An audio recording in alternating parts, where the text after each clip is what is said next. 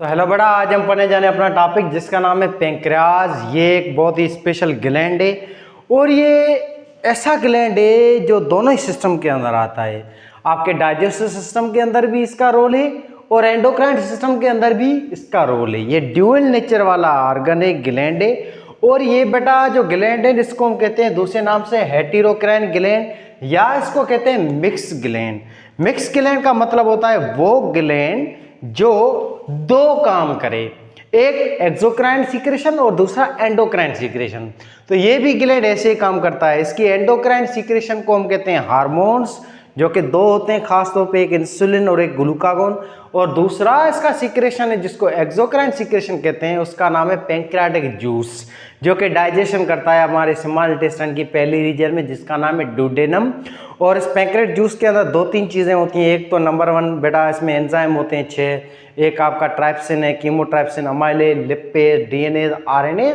इसके अलावा इसमें साल्ट होता है, बाइकार्बोनेट आयंस, और देन इसमें म्यूकस वगैरह भी होती है। और ये सारी चीज़ें जो है इन सबको मिला के कहते हैं पैंक्रियाटिक जूस, जो कि बनाने वाले इसमें सेल होते हैं जिनको हम कहते हैं एक्सोक्राइन सेल या पैंक्रियाटिक प्रोड्यूसिंग सेल या इसको हम कहते हैं एकिनार सेल, जो कि इसके मेजर कंपोनेंट है। 98% आपके पैंक्रियाज के अंदर होते हैं।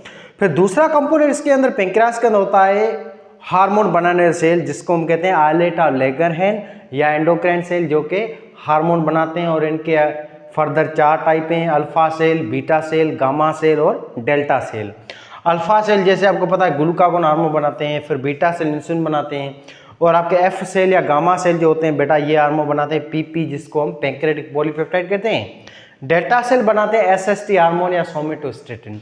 अब इसको हम स्टार्ट करते हैं। तो बेटा पैंक्रियाज जो होता है इसकी हम लोकेशन की बात करें तो ये आपका ऑर्गन मौजूद है, आपका जो स्टमक होता है डाइजेस्टिव ऑर्गन, इसके पीछे मौजूद होता है, इसकी बैक साइड में होता है।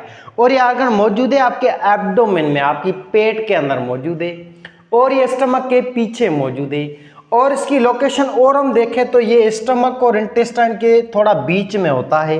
ये लीफ लाइक ऑर्गन होता है, लीफ लाइक स्ट्रक्चर होती है। इस चीज को हम कहते हैं पैंक्रियाज या लबलबा। पैंक्रियाज जो है ये बड़ा मौजूद है एडजेसेंट टू द स्टमक, यानी कि स्टमक के बिल्कुल करीब होता है या उसके बिल्कुल पीछे होता है। और ये एंडोक्राइन ग्लैंड भी है, एक्सोक्राइन ग्लैंड भी है। इसकी एंडोक्राइन सीक्रेशन को हम बेटा कहते हैं हार्मोन्स और एक्सोक्राइन सीक्रेशन को हम कहते हैं pancreatic juice. Endocrine secretion hormone है, हार्मोन आपका एंडोक्राइन सिस्टम में आता है, केमिकल कोऑर्डिनेशन में आता है, शुगर्स को मेंटेन करते हैं। एक्सोक्राइन सीक्रेशन का पैंक्रियाटिक जूस होता है जो डाइजेशन करता है, जिसको हम कहते हैं chemical digestion in your small intestine.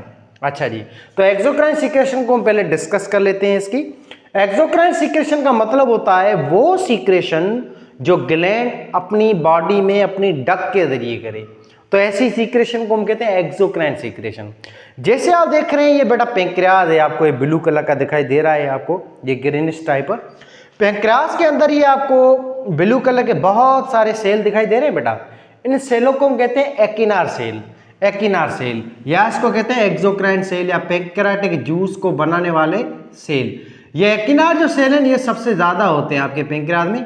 98% आपका पैंक्रियाज जो है ना ये एकिनार सेलों का बना हुआ है, और इन्हीं को हम कहते हैं एक्सोक्राइन सेल्स या पैंक्रियाटिक जूस बनाने वाले सेल या जूस को बनाने वाले सेल। और ये जो सेल है ये सारे के सारे एकिनार सेल ये एंजाइम बनाते हैं, पैंक्रियाटिक एंजाइम। और ये टोटल 5 से 6 किस्म के एंजाइम होते हैं जो डाइजेशन करते हैं खाने की। तो बेटा एक्सोक्राइन जो सेल है ये पैंक्रियाटिक जूस बनाते हैं, और ये जूस ये प्रोड्यूस करते हैं अपनी डक्ट में। इस डक्ट का नाम है पैंक्रियाटिक डक्ट। इस वजह से इसकी सीक्रेशन को हम कहते हैं एक्सोक्राइन सीक्रेशन, क्योंकि ये सीक्रेशन ब्लड के अंदर नहीं हो रही है। ये सारे के सारे सेल अपने एंजाइम्स को छोड़ देंगे इस नाली में। ये लाल कलर की आपको बीच में नाली दिखाई दे रही है, इस नाली का नाम है पैंक्रियाटिक डक्ट। और ये नाली इस पैंक्रियाटिक जूस को लेके जाएगी बेटा आपके स्मॉल इंटेस्टाइन में। स्मॉल इंटेस्टाइन की पहली रीजन है, इसका नाम है डोडेनम। यहाँ पे पैंक्रियाटिक जूस आएगा और डोडेनम में खाना आता है स्टमक से, उस खाने को ये पैंक्रियाटिक जूस डाइजेस्ट करेगा। और इस पैंक्रियाटिक जूस में 5-6 किस्म के एंजाइम होते हैं जो खाने की डाइजेशन करते हैं। अच्छा जी, तो बेटा इसमें सेल्स होते हैं, और सेल या टोटल 98% है आपके पैंक्रियाज का। और इन सेलों को हम कहते हैं एकिनार सेल। ये 98% है ओवरऑल आपके पैंक्रियाज का।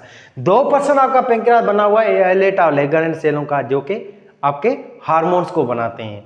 और इसकी सीक्रेशन को हम कहते हैं एंडोक्राइन सीक्रेशन। पैक्ड जूस को हम कहते हैं एक्सोक्राइन सीक्रेशन।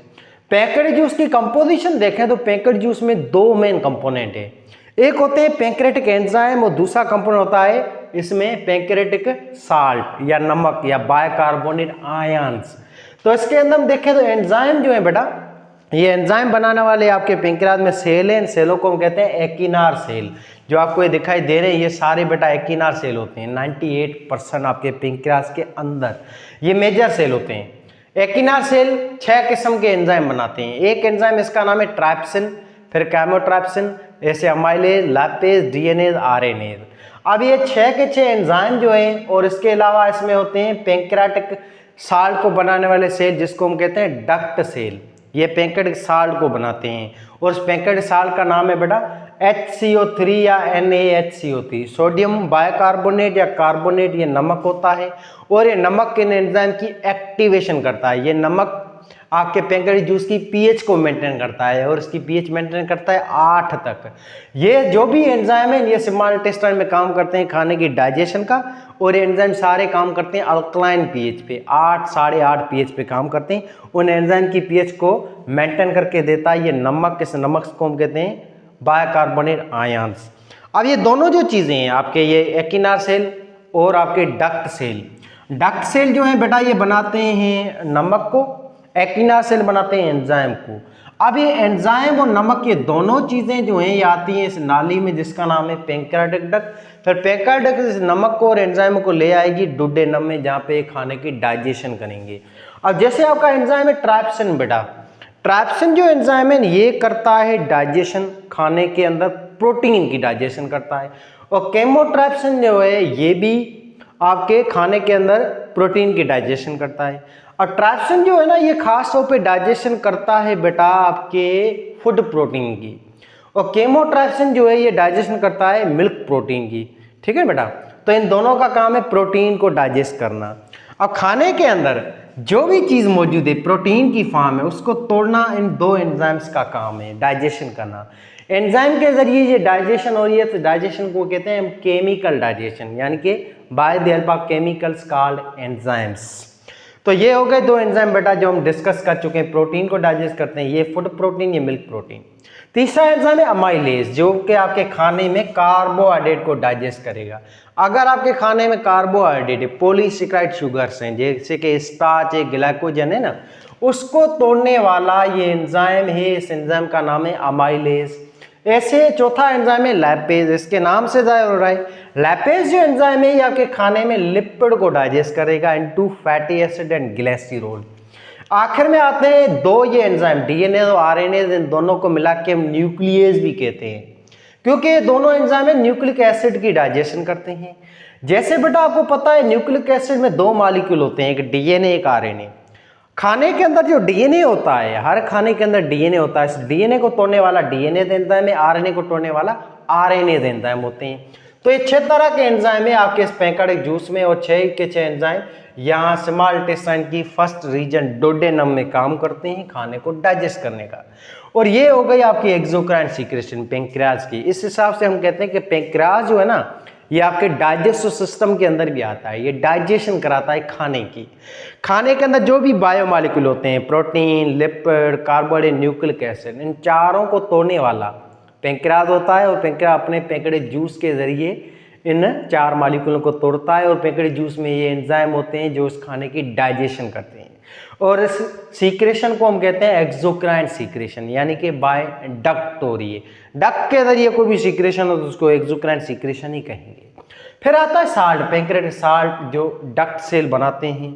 पैंक्रियाटिक साल्ट का काम होता है इन सारे एंजाइम को एक्टिव करना, क्योंकि एंजाइम पार्टिकुलर पीएच पे काम करते हैं, हर एंजाइम पीएच सेंसिटिव होते हैं। और ये एंजाइम जो काम करते हैं ये 8 पीएच पे काम करते हैं, अल्कलाइन कंडीशन पे काम करते हैं। अब आगे चलते हैं अपने मेन टॉपिक पे जिसका नाम है आइलेट ऑफ लैंगरहैंस। अब आपके पैंक्रियाज में दूसरे किस्म के भी सेल होते हैं जो हार्मोन्स को बनाते हैं, इन सेलों को कहते हैं आइलेट ऑफ लैंगरहैंस। आइलेट का मतलब होता है बेटा गुच्छे या पैचेस। लैंगरहैंस जो है ना ये साइंटिस्ट था, पाल लैंगरहैंस, जर्मन मेडिकल स्टूडेंट था जिसने 1869 के अंदर इन सेलों को किया था डिस्कवर आपके पैंक्रियाज से। अच्छा, ये सेल जो है ना बहुत कम होते हैं आपके पेंक्रियाज का, ये 2% होते हैं। 98% सेल वो होते हैं जो पेंक्रियाटिक जूस को बनाते हैं, 98% एकिनार सेल होते हैं। 2% आपके पेंक्रियाज में ये सेल होते हैं जो आपका हार्मोन बनाते हैं, pancreatic hormone, insulin, glucagon, SST और पीपी, ये हार्मोन 4 बनाते हैं। अब ये जो है ना नाम पड़ा है लैंगरहैंस, ये साइंटिस्ट की वजह से पड़ा है। लैंगरहैंस यानी कि वो सेल जो हार्मोन को प्रोड्यूस करे, या पेंक्रियाज के वो सेल जो बेटा एंडोक्राइन सीक्रेशन करे, ऐसे सेलों को हम कहते हैं आइलेटा लैंगरहैंस सेल या एंडोक्राइन सेल या हार्मोन प्रोड्यूसिंग सेल। टोटल 2% है एंडोक्राइन सेल, और इनकी आबादी होती है 1 से 2 मिलियन। ये जो सेल होते हैं ये टोटल बेटा 10 लाख से 20 लाख तक होते हैं। अब आपको ये नजर आ रहा है पेंक्रियाज के अंदर काले काले कलर के आपको सेल नजर आ रहे हैं, ये कुछ कुछ जगह पे होते हैं, हर जगह पे पेंक्रियाज में नहीं है। इन सेलों को हम कहते हैं बेटा आइलेटा लैंगरहैंस सेल। ज्यादातर पेंक्रियाज में ये वाले सेल होते हैं जिसको एकिनार सेल कहते हैं। आइलेटा लैंगरहैंस सेलों के ये ग्रुप होते हैं, ये गुच्छों में होते हैं। अब इन सेलों को जब हम जूम करके देखेंगे ना इसके ग्रुप को, तो आपको इस सेलों के गुच्छे के अंदर 4 किस्म के फर्दर सेल दिखाई देंगे आइलेटा लैंगरहैंस में। अब ये सेल आपको दिखाई दे रहा है, ये अल्फा सेल है, ऐसे ये बीटा सेल है, ऐसे ये डेल्टा सेल है, ऐसे ये गामा सेल है। तो ऐसे बेटा ये 4 किस्म के सेल होते हैं। इन 4 किस्म के सेलों के पूरे गुच्छे को हम कहते हैं आइलेटा लैंगरहैंस सेल, जिसके फर्दर 4 टाइप है जो हमने यहाँ पे लिखे हैं बेटा। हार्मोन को बनाने वाले आइलेटा लैंगरहैंस सेल के 4 टाइप है फर्दर। पहला टाइप है अल्फा सेल, दूसरा है बीटा सेल, तीसरा है गामा सेल और चौथा है डेल्टा सेल। अल्फा सेल जो है ना ये 20% होते हैं, बीटा सेल सबसे ज्यादा होते हैं आइलेटा लैंगरहैंस के अंदर, बीटा सेल टोटल 70% होते हैं, डेल्टा सेल और गामा सेल 5% होते हैं। ऐसे 100% पूरा हो गया। टोटल इनकी आबादी होती है 10 लाख से 20 लाख। तो हम कह सकते हैं कि भाई 14 लाख जो होते हैं सेल वो बीटा सेल होते हैं। ऐसे 20% का मतलब है 4 लाख। 4 लाख जो सेल होते हैं वो अल्फा सेल हैं, 1 लाख गामा सेल होते हैं, 1 लाख डेल्टा सेल होते हैं। ऐसे हम कह सकते हैं इसकी परसेंटेज के साथ, अगर 2 मिलियन हम लें तो। अच्छा जी, अल्फा सेल जो होते हैं ना बेटा ये एक हार्मोन बनाते हैं, इस हार्मोन का नाम है ग्लूकागोन हार्मोन। थोड़ी सी स्पेल का ही फर्क है, एक होता है ग्लाइकोजन, ग्लाइकोजन शुगर है बेटा, और ग्लाइकोजन के अंदर आता है वाई आता है, ठीक है ना बेटा। ग्लाइकोजन एक शुगर है, ग्लाइकोजन जो है ये पॉलीसेकेराइड शुगर, इसके अंदर स्पेल का ही फर्क है। ग्लाइकोजन में वाई आता है और इस हार्मोन में यू आता है, ग्लूकागोन है। ये ग्लूकागोन हार्मोन जो है ना अल्फा सेल बनाते हैं, ये आपको नजर आ रहे हैं, ये अल्फा सेल 20% होते हैं।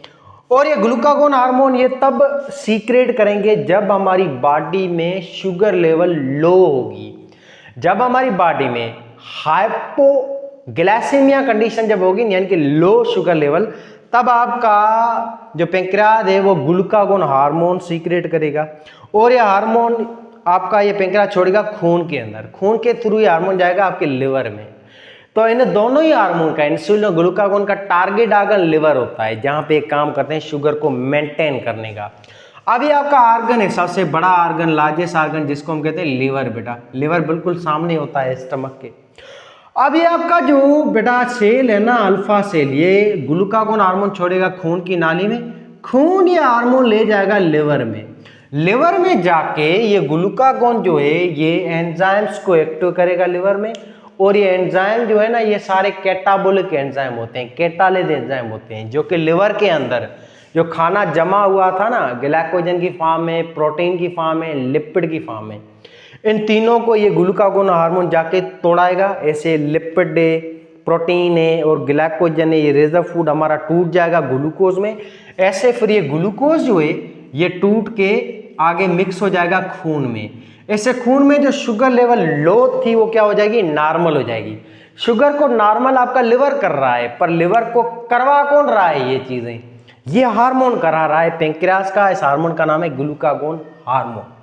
तो ये तब सीक्रेट होता है जब हाइपोकैल्सीमिया कंडीशन हो, लो आपके अंदर बेटा ग्लाइसेमिया हो, यानी कि लो जब ग्लूकोज लेवल हो, और इंक्रीज कराता है शुगर लेवल को by the conversion of glycogen protein and lipids into glucose, ये इसका काम है। और इस प्रोसेस को हम बेटा कहते हैं ग्लूकोनियोजेनेसिस। ग्लूकोनियोजेनेसिस का मतलब होता है breakdown of polymers into monomers, या break down of glycogen lipid protein into glucose, this process called gluconeogenesis. ये प्रोसेस होता है लिवर के अंदर कराने वाला ग्लूकागोन हार्मोन है। इसके अलावा हम आगे चलें तो ये बेटा टारगेट करता है कौन सी ऑर्गन को, लिवर को। ये आपका ओवरऑल हार्मोन था जिसको हम डिस्कस कर चुके हैं, ग्लूकागोन को। अब आगे चलते हैं एक स्पेशल हार्मोन की तरफ जिसका नाम है इंसुलिन हार्मोन। इंसुलिन हार्मोन को बनाने वाले बीटा सेल होते हैं, ये आपको नजर आ रहे हैं बीटा सेल, और सबसे ज्यादा आइलेट लैंगरहैंस में यही सेल होते हैं, 70% बीटा सेल। अब इंसुलिन हार्मोन और ग्लूकागोन हार्मोन है, ये बेटा दोनों ही के दोनों हार्मोन अमीनो एसिड्स के बने हुए हैं, ये पेप्टाइड हार्मोन है दोनों। इंसुलिन बना हुआ है टोटल 51 अमीनो एसिड का। ये तादाद आपको लाजमी याद करनी है आपके फर्स्ट ईयर में, चैप्टर 1 जो है ना बायोमॉलिक्यूल, वहां पे प्रोटीन के टॉपिक में ये इंसुलिन के बारे में लिखा हुआ है कि इंसुलिन बना हुआ है 51 अमीनो एसिड्स का, और ये 51 अमीनो एसिड अरेंज होते हैं दो चेन में, दो पेप्टाइड चेन के अंदर। एक होती है चेन ए, दूसरी होती है चेन बी, और इन दोनों ही चेन में टोटल 51 अमीनो एसिड होते हैं। और इसकी सीक्वेंस को डिस्कस करने वाला साइंटिस्ट था फ्रेडरिक सेंगर, जिन्होंने बताया था कि इंसुलिन हार्मोन 51 अमीनो एसिड का बना हुआ है। ये बताने वाला कौन है साइंटिस्ट बेटा, इसका नाम है फ्रेडरिक सेंगर, ये भी नाम आपको याद करना है। इंसुलिन हार्मोन जो है ना बेटा, ये तब प्रोड्यूस होता है जब हमारी बॉडी में ग्लूकोज लेवल हाई हो जाए। इस कंडीशन को हम कहते हैं हाइपरग्लाइसेमिया। हाइपर का मतलब ज्यादा, ग्लाइसेमिया का मतलब ग्लूकोज लेवल। जब शुगर लेवल हमारी बॉडी में 5.6 मोल पर लीटर से बढ़ जाए, 5.6 एम मोल पर लीटर यानी कि माइक्रोमोल पर लीटर से बढ़ जाए, तो उसको हम कहते हैं डायबिटिक कंडीशन या हाई शुगर लेवल। तब ये हार्मोन रिलीज होता है, इंसुलिन करता है, और इंसुलिन आपके पेंक्रियास से रिलीज होगा, खून के लिए आएगा लिवर में, और लिवर में आके क्या करेगा, आपके खून में जो हाई ग्लूकोज है उसको ये कन्वर्ट करेगा पॉलीमर में, उसको ये कन्वर्ट करेगा ग्लाइकोजन में, लिपिड में और प्रोटीन में। यानी कि ये हार्मोन एनाबोलिज्म करवाता है, ये बड़े बड़े मॉलिक्यूलों को बनाता है ग्लूकोज से। ये ग्लूकोज जो एक्स्ट्रा होगा उसको निकाल के कन्वर्ट करेगा आपके लिवर के अंदर, इसका भी टारगेट अगर लिवर है, और कन्वर्ट करेगा ग्लाइकोजन में, लिपिड में और प्रोटीन में। तो ये एनाबोलिक हार्मोन है, और ग्लूकागोन कैटाबोलिक हार्मोन है। ये दोनों ही हार्मोन एक दूसरे के अपोजिट काम करते हैं, इस वजह से इन दोनों ही हार्मोन को हम कहते हैं एंटागोनिस्टिक हार्मोन, क्योंकि एक दूसरे के अपोजिट काम करते हैं। इसका भी काम शुगर को नॉर्मल करना है, इसका भी काम नॉर्मल करना है, पर ये काम करता है शुगर जो है उसको लो से नॉर्मल करता है, और ये हाई शुगर को नॉर्मल करता है, हाई को नॉर्मल लेवल पे लाता है। ठीक है बेटा, तो इसकी रीडिंग करते हैं। It convert the glucose molecule into lipid, protein and glycogen in liver, ये इसका काम है। और इस प्रोसेस को हम कहते हैं ग्लाइकोजेनेसिस, ग्लाइकोजेनेसिस भी इसको कहते हैं, यानी कि formation of glycogen, lipid, protein from glucose by the help of insulin hormone. आगे चले तो ये एनाबोलिक हार्मोन है बेटा, और इसकी डेफिशिएंसी, इंसुलिन की कमी की वजह से एक बीमारी होती है, इस बीमारी का नाम है डायबिटिक मेलेटस, डायबिटीज या शुगर की बीमारी। एक होती है डायबिटीज इंसिपिडस, वो बीमारी होती है एडीएच हार्मोन की कमी की वजह से, एंटी डायरेटिक हार्मोन आपके पिट्यूटरी ग्लैंड का। ये जो बीमारी होती है ये शुगर की बीमारी है, ये इंसुलिन हार्मोन की कमी की वजह से होती है, या बीटा सेल की काम ना करने की वजह से होती है, या जब इंसुलिन हार्मोन मौजूद हो पर उसके रिसेप्टर मौजूद ना हो लिवर सेल के अंदर, इसकी वजह से शुगर लेवल बंदे की हाई रहती है। इस बीमारी को हम कहते हैं डायबिटीज मेलेटस, जिसको हम आगे डिस्कस करते हैं। तो हमने इंसुलिन और ग्लूकोज डिस्कस कर लिया। अब आगे चलते हैं बेटा एफ सेलों पे। एफ सेलों को दूसरे नाम से हम कहते हैं बेटा गामा सेल। ये गामा सेल आपको नजर आ रहे हैं बेटा, ये आइलेटा लैंगरहैंस के तीसरा टाइप है, इसको हम कहते हैं गामा सेल। ये 5% होते हैं, और गामा सेल जो ये बनाते हैं हार्मोन, इस हार्मोन का नाम है पीपी, शॉर्ट फॉर्म इसको कहते हैं पीपी, फुल फॉर्म इसका पैंक्रेटिक पॉलीपेप्टाइड। ये जो हार्मोन होता है ना पीपी बेटा, इसका काम है पैंक्रेटिक जूस को कंट्रोल करना, पैंक्रेटिक जूस की सीक्रेशन को रेगुलेट करना, ये इसका काम होता है। पैंक्रेटिक जूस से रिलीज होता है ना आपके एकिना सेलों से, इसकी सीक्रेशन कितनी होनी चाहिए, कब होनी चाहिए या नहीं होनी चाहिए, इसको कंट्रोल करने वाला ये हार्मोन है जिसका नाम है PP. It maintain the digestion of food by regulation of pancreatic juice secretion. ये इनहिबिटर हार्मोन होता है, ये इनहिबिट करता है पैंक्रेटिक जूस की सीक्रेशन को जब खाना डाइजेस्ट हो जाएगा। अब यहाँ पे खाना मुकम्मल हजम हो चुका है, डाइजेस्ट हो चुका है, तो इस पैकेट जूस की सीक्रेशन को अब स्टॉप करना है। तो स्टॉप करवाना काम है आपके पीपी हार्मोन का। पैकेट जूस को सीक्रेट करवाना काम होता है सीक्रेटिन हार्मोन का, और ये हार्मोन आपके डुडेनम का खुद का हार्मोन होता है। डुडेनम एक हार्मोन छोड़ता है, डुडेनम आपका स्मॉल इंटेस्टाइन की पहली रीजन है, जब उसमें खाना आएगा ना तो डुडेनम अपना एक हार्मोन छोड़ता है सीक्रेटिन। सीक्रेटिन जो है हार्मोन, ये जाके एकिना सेलों को एक्टो करता है, फिर एकिना सेल पैकेट जूस को रिलीज करती हैं। जब डाइजेशन हो जाएगी ना तब आपका ये गामा सेल छोड़ेगा पीपी हार्मोन, यानी कि पीपी हार्मोन और सीक्रेटिन हार्मोन डुडेनम का, ये दोनों एक दूसरे के एंटागोनिस्टिक हैं, दोनों अपोजिट हैं। सीक्रेटिन पैकेट जूस को रिलीज करवाता है और पीपी पैकेट जूस को इनहिबिट कराता है, रोकता है जब डाइजेशन मुकम्मल हो जाएगी। अब आगे चलते हैं, चौथा टाइप है बड़ा आलेटा लेकर हार्मोन बनाने वाले सेलों का, इसका नाम है डेल्टा सेल। डेल्टा सेल जो है ना ये बनाते हैं एक हार्मोन जिसका नाम है SST, सोमेटोस्टेटिन हार्मोन। ये हार्मोन बेटा एक इनहिबिटर हार्मोन है और इसका काम है इंसुलिन और ग्लूकागन हार्मोन जो है ना उसको सीक्रेट करने से रोकना। जब आपकी बॉडी में शुगर लेवल नॉर्मल हो जाएगी तब ये SST हार्मोन रिलीज होगा जो कि इंसुलिन को सीक्रेट होने से रोकेगा और ग्लूकागोन को सीक्रेट होने से रोकेगा, डिपेंड ऑन कंडीशन। अगर आपकी बॉडी में शुगर लो थी तो ग्लूकागोन आएगा, वो आपकी शुगर नॉर्मल कर देगा। अब ग्लूकागोन का हार्मोन का काम खत्म हो गया, शुगर नॉर्मल हो गई है। अब और ज़्यादा ग्लूकागोन सीक्रेट होगा तो आपकी शुगर बढ़ जाएगी। इससे बचने के लिए आपके SST छोड़ेंगे, आपका ये SST हार्मोन आएगा, ग्लूकागोन सीक्रेशन को स्टॉप कर देगा। अगर शुगर आपकी हाई है तो इंसुलिन आएगा, इंसुलिन जब नॉर्मल कर देगा शुगर, तो इंसुलिन को रोकने के लिए अब SST हार्मोन आएगा, बीटा सेलों को मैसेज देगा आप भाई आप इंसुलिन को सीक्रेशन को स्टॉप कर दो। तो ये जो है ना SST बेटा, इसका टारगेट आकर दो सेल होते हैं, बीटा सेल और अल्फा सेल, ये दोनों ही होते हैं। तो ये इनहिबिटर हार्मोन है, it inhibit the pancreas to release insulin and glucagon hormone, ये इसका काम था SST का। तो ये पूरा का पूरा डिस्कस कर चुके हैं। आगे चलते हैं, एक स्पेशल बीमारी है खास जिसका नाम है डायबिटीज मेलिटस, जिसमें हमारी शुगर लेवल बढ़ जाती है। डायबिटीज जो होती है बेटा इसके बहुत सारे फैक्टर के कारण है, ये डिपेंड करता है कि हम कौन सी डायबिटीज की बात कर रहे हैं। डायबिटीज में शुगर लेवल बंदे की बढ़ जाएगी। अगर हमारी बॉडी में शुगर बढ़ जाए नॉर्मल 70 से 100 अगर मिलीग्राम पर लीटर अगर हमारी बॉडी में शुगर है तो हम कहेंगे ये नॉर्मल शुगर है। अगर शुगर की लेवल 100 से बढ़ जाती है 100 and 125 मिलीग्राम पर डेसीलीटर होती है शुगर लेवल, तो इसको हम कहते हैं इस बंदे में डायबिटीज है। अगर आपकी वैल्यू शुगर की आप टेस्ट कराओ उसमें अगर वैल्यू आती है 100 से ऊपर तो मतलब इस बंदे में डायबिटीज हो गई है, शुगर की बीमारी हो गई है। इस बंदे के अंदर अब इंसुलिन कम बन रहा है, या इंसुलिन बन रहा है तो उसके रिसेप्टर लिवर के अंदर मौजूद नहीं है, तो इस कंडीशन को कहते हैं डायबिटीज मेलिटस। या इसको हम ऐसे भी कह सकते हैं बेटा दूसरे लफ्जों में 5.6 to 6.9 एम मोल पर लीटर, यानी कि मिली मोल पर लीटर भी कह सकते हैं इसको हम। अगर मिलीग्राम में देखें तो ये वैल्यू आएगी, अगर मोल पर लीटर में देखें तो ये वाली वैल्यू आएगी, ठीक है ना। इसका मतलब है डायबिटीज हो गई है बंदे के अंदर। डायबिटीज बहुत खतरनाक बीमारी है और ये ऐसी बीमारी है इसमें हर बीमारियां जो है ना वो पैदा होती हैं। इसमें आगे चलकर बंदे के अंदर बीपी नॉर्मल नहीं रहेगी, पसीना बहुत ज़्यादा आएगा, प्यास उसको बहुत लगेगी, किडनी बेचारी एक्स्ट्रा काम करेगी शुगर को डायबिटीज़ को मेंटेन करने के लिए, बीपी को मेंटेन करने के लिए।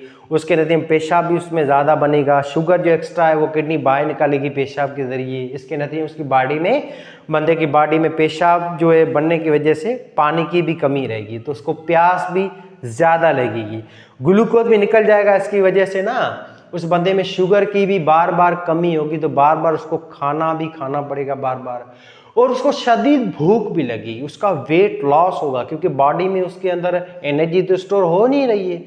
इसके नतीजे में ये ब्रेन है, आँखें हैं, लिवर है, हार्ट है, किडनी है, इन सब पे असर पड़ता है। आस्ते आस्ते ये आर्गन भी धीरे धीरे काम करना छोड़ देते हैं। आगे चल के इस बंदे में हार्ट अटैक के चांसेस हैं, किडनी फेलियर के चांसेस हैं, लिवर फेलियर है, ब्रेन हेमरेज है, अंधे होने के चांसेस हैं, ये सारे बढ़ जाते हैं। इसी से ये 30-40 किस्म की बीमारियां जन्म लेती हैं और ये जो है ना सबसे खतरनाक बीमारी है।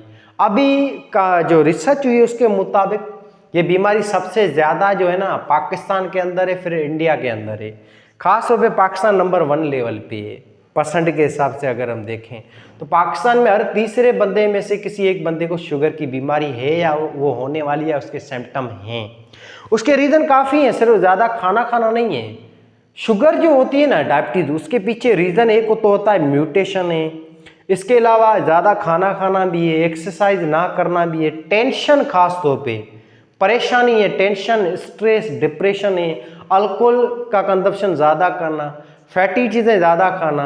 अब हम कोई भी खुशी का मौका आता है तो जाते हैं एक दूसरे के घर, मिठाई देते हैं, चाय पीते हैं या जलेबी शलेबी है, ये सारी चीज़ें। ज़्यादातर हम रोटी को खाते हैं, तो इसी में कार्बोहाइड्रेट ज़्यादा लेते हैं और ऊपर से एक्सरसाइज वगैरह करते नहीं है, वज़न हमारा बढ़ता जाता है। वेट को अगर हम कंट्रोल करें और डाइट को थोड़ा प्रॉपर रखें और टेंशन, परेशानी, डिप्रेशन को अगर हम कम लें तो डायबिटीज़ होगी ही नहीं। ये इसका मेन एहतियात है, डायबिटीज़ का एहतियात ही होता है।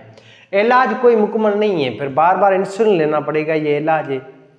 तो बेहतर ये है कि एहतियात है, यही है कि अल्कोहल की कंजप्शन कम करना, सिगरेट वगैरह या नशा वगैरह उसको कम यूज़ करना, टेंशन डिप्रेशन कम लेना, गुस्सा वगैरह कम करना, खाना जो है वो ज़्यादा प्रोटीन वाला खाना है, लिपिड कार्बोहाइड्रेट, खासतौर पे कार्बोहाइड्रेट को कम खाना है, चाय वगैरह बंद करनी है, चाय पिए तो हम बगैर शक्कर वाली पिए, चीनी को इस्तेमाल ना करें हैं। इसके अलावा जो दूसरी जो चीज़ें हैं, म्यूटेशन वगैरह से बचना, यानी कि एक्सरे वगैरह इतने ज़्यादा नहीं करानी है, धूप से बचना है, यूवी रेज वगैरह, एक्सरे रेडियो एक्टिव चीज़ों की तरफ नहीं जाना है। ये सारी चीज़ों से हम बच सकते हैं डायबिटीज़ के। ठीक है बेटा, डायबिटीज़ के 2 टाइप है, एक है टाइप 1, टाइप 2। डायबिटीज़ होती है टाइप 1 बेटा, ये इंसुलिन डिपेंडेंट डायबिटीज़ है, ये 10% होती है ओवरऑल, और ये डायबिटीज़ बचपन से हो जाती है। जब बच्चा माँ के पेट के अंदर होता है ना बेटा, ये मदर के पेट में जब बच्चा था तब उसकी बॉडी में उसके खुद के ही वाइट ब्लड सेल, आपके इम्यून सिस्टम सेल अटैक कर देते हैं पैंक्रियाज के बीटा सेल पे और बीटा सेलों को ख़त्म कर देते हैं। इसकी वजह से डायबिटीज़ होती है पैदाइश से इस बच्चे में, इसको हम कहते हैं डायबिटीज टाइप 1। ये रेयर डायबिटीज़ है। इस डायबिटीज़ को दूसरे नाम से हम कहते हैं डायबिटीज़ जो है ये इंसुलिन डिपेंडेंट डायबिटीज़ है। इंसुलिन डिपेंडेंट डायबिटीज़ भी इसको कहते हैं। ऑटोइम्यून डिसऑर्डर की वजह से ये 10% होती है, और इसमें जो बच्चा पैदा होगा ना, उस बच्चे को पैदाइश से शुगर की बीमारी होगी। फिर उस बच्चे को हर बारी रोटी खाने से पहले, खाना खाने से पहले इंसुलिन का डोज लेना पड़ेगा, फिर उसको खाना मिलेगा या वो खाना खाएगा। तो इसमें पूरी ज़िंदगी भर उस बच्चे को इंसुलिन लेना पड़ेगा। ये डायबिटीज़ कभी भी ठीक नहीं हो सकती। उसके अंदर बीटा सेल खत्म हो गए हैं वाइट ब्लड सेलों के अटैक की वजह से, खासतौर पर लिम्फोसाइट सेलों के अटैक की वजह से।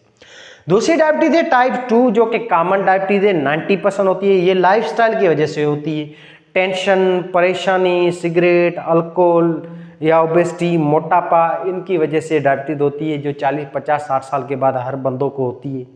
मोटापे वगैरह की वजह से ये सारी चीज़ें। लेक ऑफ एक्सरसाइज है, जेनेटिक हिस्ट्री है, हेरिडिटी भी यही है। ये खानदानी बीमारी है डायबिटीज टाइप 2, याद रखना। जेनेटिकली ट्रांसफ़र भी होती है, अगर बाप को थी तो उसके बच्चे में होगी, उसके बच्चे में होगी, ऐसे ये जीन्स के जरिए भी फैलती रहती है। इसके कारण हम पढ़ते हैं तो जेनेटिक हिस्ट्री है, हेरिडिटी है, लाइफस्टाइल है, ओबेसिटी है, मोटापा, स्ट्रेस, परेशानी है, एजिंग, उम्र का बढ़ना है। इसके अलावा लेक ऑफ एक्सरसाइज है, म्यूटेशन है, अल्कोहल, शराब वगैरह ज़्यादा पीना, इसकी वजह से होती है डायबिटीज़ टाइप 2।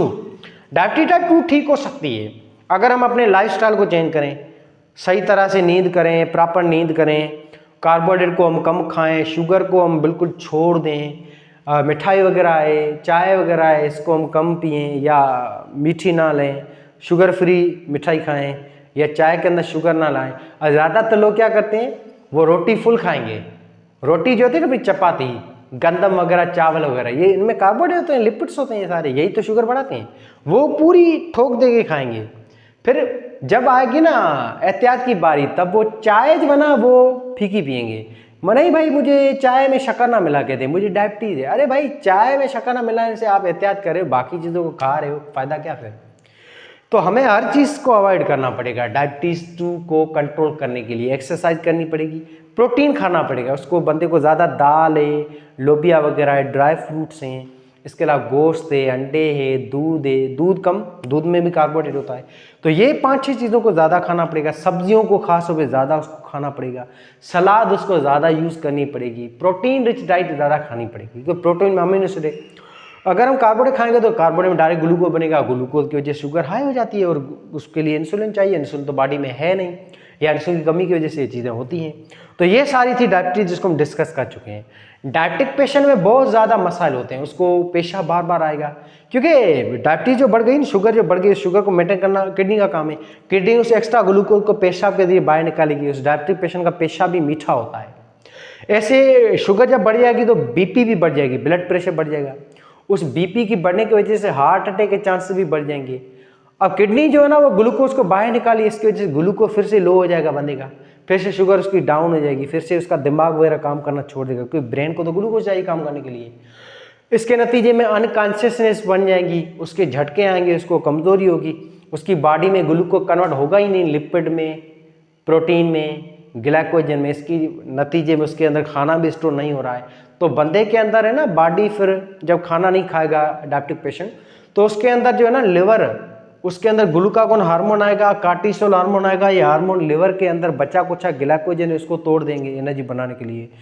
ऐसे लिपिड प्रोटीन भी टूट जाएंगे। खास तौर पर प्रोटीन जब टूटेगा ना तो ये बड़ा नुकसान है। इसके नतीजे मसल वगैरह भी हमारे कमजोर हो जाएंगे, क्योंकि मसल वगैरह सब प्रोटीन बनी हुई।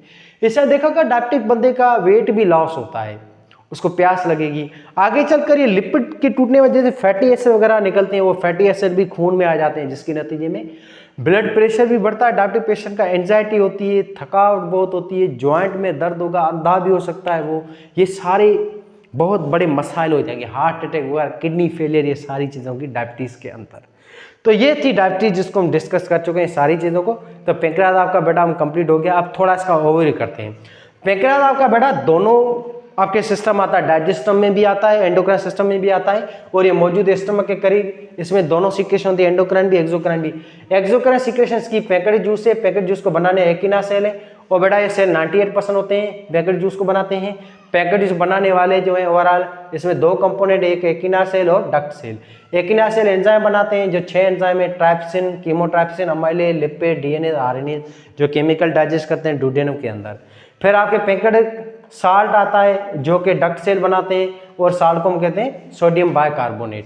फिर आते हैं आइलेट और लैंगरेंज सेल, जो कुछ कुछ जगह पे होते हैं पेचेस की फॉर्म में, ग्रुप की फॉर्म में, गुच्छे की फॉर्म में। और ये जो सेल है बेटा ये 2% होते हैं आपके पैंक्रियास का, और ये सेल एंडोक्राइन सेल कहलाते हैं। ये 1 से 2 मिलियन होते हैं, और ये हार्मोन बनाते हैं। इनके फर्दर 4 टाइप हैं। अल्फा सेल ग्लूकागोन हार्मोन बनाते हैं। ग्लूकागोन हार्मोन का काम है आपकी बॉडी में लो शुगर को नॉर्मल करना, आपके लिवर के अंदर लिपिड को, प्रोटीन को तोड़ के ग्लूकोज देना बॉडी को, ताकि शुगर आपकी मेंटेन हो सके। इंसुलिन हार्मोन जो ये तब रिलीज होता है जब शुगर आपकी हाई होती है, खाना खाने के बाद, या आपकी बॉडी में जब एंजाइटी वगैरह हो, तब भी ये इंसुलिन आता है, जो कि आपके अंदर एक्स्ट्रा ग्लूकोज को कन्वर्ट करता है आपके रिजर्व फूड में, जिसको हम कहते हैं ग्लाइकोजन, लिपिड और आपका प्रोटीन। इस प्रोसेस को कहते हैं ग्लूकोजेनेसिस। ये एनाबॉलिक प्रोसेस, इसकी कमी की वजह से बीमारी होगी डायबिटीज। फिर आते हैं एफ सेल या गामा सेल, जो 5% होते हैं। ज़्यादातर बीटा सेल 70% है, वो 20% होते हैं अल्फा सेल। ये छोड़ते हैं पीपी हार्मोन। पीपी हार्मोन का काम होता है आपकी बॉडी में बेटा पैंक्रियाटिक जूस जो है ना उसको कंट्रोल करना, उसको इनहिबिट करना। सोमेटोस्टेरोन हार्मोन बनाने वाले डेल्टा सेल हैं, जो कि आपकी बॉडी में इंसुलिन और ग्लूकागोन की सीक्रेशन को कंट्रोल करते हैं। फिर हमने पढ़ा डायबिटीज़ को, डायबिटीज़ शुगर की बीमारी, जब शुगर हाई हो जाए, इसके 2 टाइप हैं, टाइप 1 और टाइप 2। टाइप 1 पैदाशी होती है, टाइप 2 हेरिडिटी, लाइफस्टाइल, गंदी चीज़ों की वजह से होती है। टाइप 1 का कोई इलाज नहीं है, टाइप 2 का इलाज है। हम लाइफस्टाइल को अगर चेंज करें तो ये डायबिटीज़ कंट्रोल हो सकती है। कोई सवाल, कोई कन्फ्यूज़न, कोई क्वेश्चन हो तो ज़रूर पूछिए, कमेंट ज़रूर किए, और वीडियो को लाइक भी ज़रूर करें। ओके बेटा, अगले लेक्चर में मिलते हैं। अभी आप स्क्रीनशॉट भी इसका ले सकते हैं। 5 सेकंड के लिए मैं वीडियो को यहाँ छोड़ रहा हूँ, ठीक है ना बेटा।